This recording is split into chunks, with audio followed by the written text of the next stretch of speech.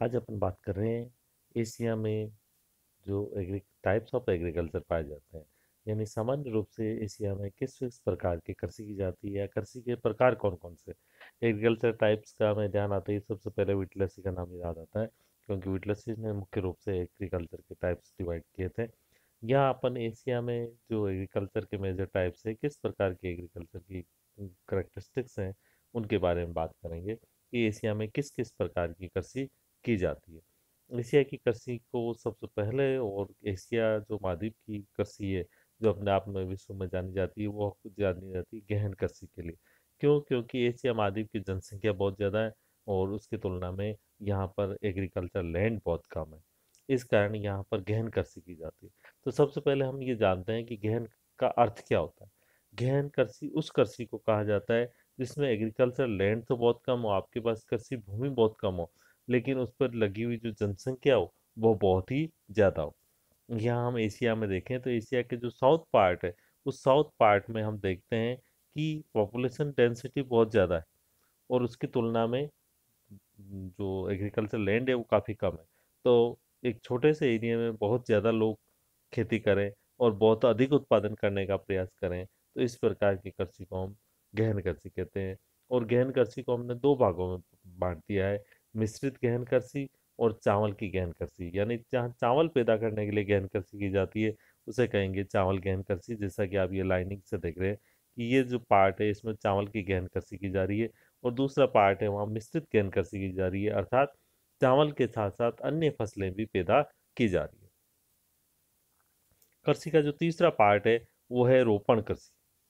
रोपण कृषि का मतलब होते हैं जिसमें पौधे रोपे जाते हैं। यानी कुछ ऐसे फलदार पौधे होते हैं, कुछ ऐसी पत्तियां होती है जिनको एक बार रोप दिया जाता है और उसके बाद कई वर्षों तक उससे फसल प्राप्त की जाती है। इस प्रकार की कृषि में सामान्यतः पूंजी की लागत बहुत अधिक आती है। क्यों? क्योंकि एक बार जब पहली बार पौधा रोपा जाता है उस समय रोपण में अधिक पूंजी लगानी पड़ती है, और उसके बाद में उससे हमें आय प्राप्त होती जाती है और कई वर्षों तक उससे प्राप्त होती जाती है। जैसे हमने सेम के बागान एक बार लगा दिए तो उस समय जिस समय लगाया उस समय हमारे लिए पूंजी का इन्वेस्टमेंट बहुत ज़्यादा होता है। ठीक इसी तरह चाय के बागान एक बार लगाए, चाय की झाड़ी एक बार लगाई, उस समय हमारे पास अधिक पूंजी की आवश्यकता होनी जरूरी है और उसके बाद में हमें कई वर्षों तक उससे आय प्राप्त होती रहती है। इस प्रकार की जो कृषि की जाती है उसे रोपण कृषि की जाती है।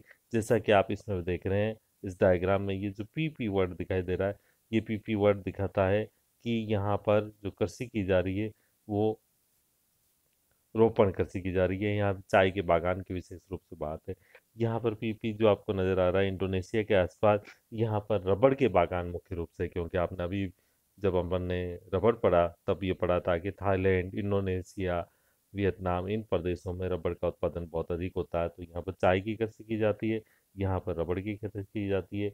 हमें ये जानना है कि रोपण कृषि कहते किसे हैं।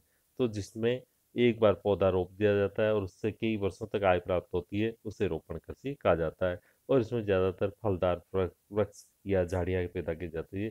जैसे हमारे आसपास हमने देखे हैं तो सोजत के आसपास का एरिया है, उसमें हम मेहंदी की खेती करते हैं, ये भी एक प्रकार की रोपण कृषि है।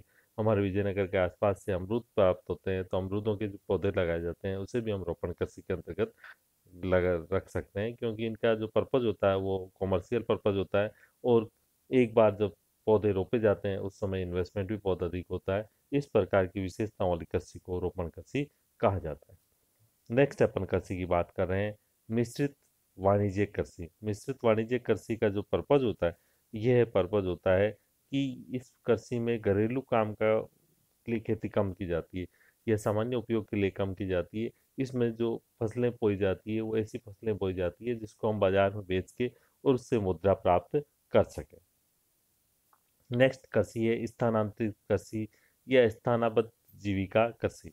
स्थानांतरित, जैसा कि इसके नाम से ही स्पष्ट है कि यह ऐसी कृषि है जिसमें हम स्थान बदल बदल के कृषि करते हैं। यानी हमारा जो किसान है वो एक स्थान पर कुछ समय के लिए कृषि करता है और फिर उस स्थान को छोड़ देता है, फिर दूसरी जगह चला जाता है, वहां पर कृषि कुछ समय की जाती है और उसके बाद में तीसरे स्थान पर चला जाता है, वहां कृषि कुछ समय करता है, फिर चौथे स्थान पर चला जाता है। इस तरह स्थान परिवर्तित कर करके जो कृषि की जाती है उस कृषि को हम स्थानांतरित कृषि कहते हैं। नेक्स्ट है भूमध्य सागरीय कृषि। भूमध्य सागरीय कृषि है, ये अपने फलदार वृक्षों के लिए प्रसिद्ध है। जैसा कि भूमध्य सागर है, इस भूमध्य सागर के आसपास के क्षेत्रों में जो कृषि की जाएगी उस कृषि को हम भूमध्य सागरीय कृषि कहते हैं। भूमध्य सागरीय प्रदेश की सबसे बड़ी विशेषता ये होती है कि यहाँ सर्दियों में वर्षा होती है, और सर्दियों में वर्षा होती है इसी कारण इस प्रदेश में जो वृक्ष लगाए जाते हैं वो भी खट्टे रसदार फल लगाए जाते हैं। जैसे आपके अंजीर है, नींबू है, संतरा है, मौसमी है, इस तरह के जो वृक्ष हैं वो आपको अधिकांश भूमध्य सागरीय जलवायु में मिलेगी। दूसरे जो वृक्ष हैं जैसे अमरूद है, सेब है, आम है, केला है, इस प्रकार के वृक्ष यहाँ नजर आपको नहीं आएंगे। यहाँ खट्टे रसदार फल अधिक नजर आएंगे। तो इस प्रकार की खेती भूमध्य सागर के आसपास के क्षेत्रों में की जाती है। नेक्स्ट कृषि की बात है कि पशुपालन कृषि। ऐसा कृषि जिसमें खेती के साथ साथ पशुपालन का कार्य भी किया जाता हो। जो घुमक्कड़ लोग होते हैं जो कि पशुओं को लेकर एक स्थान से दूसरे स्थान पर घूमते रहते हैं, इस कृषि के लिए बहुत अधिक लैंड की आवश्यकता होती है। जो पशुपालन कृषि है या पशुचारण कृषि है, इस कृषि में लैंड की बहुत ज़्यादा जरूरत होती है। जैसे हमने गहन कृषि की बात की, तो गहन कृषि में हमारे पास भूमि बहुत कम होती है और उस भूमि का हम सर्वोत्तम उपयोग करने का प्रयास करते हैं। लेकिन जो पशुपालन कृषि है इसमें बहुत बड़ा एरिया होता है जिसमें लैंड होता है, और उसमें पशु को चरा के और उसके द्वारा हम आय प्राप्त करने का प्रयास करते हैं। कुछ एशिया का ऐसा पार्ट भी है बहुत बड़ा जिसमें किसी प्रकार की कोई कृषि नहीं की जाती, और आप सभी जानते हैं कि इस एरिया में कृषि क्यों नहीं की जा सकती, क्योंकि ये वनस्पति रहित ही है। जो क्षेत्र में वनस्पति ही नहीं उग सकती तो उस क्षेत्र में कृषि कैसे संभव है। तो इस क्षेत्र में किसी प्रकार की कोई कृषि नहीं की जाती।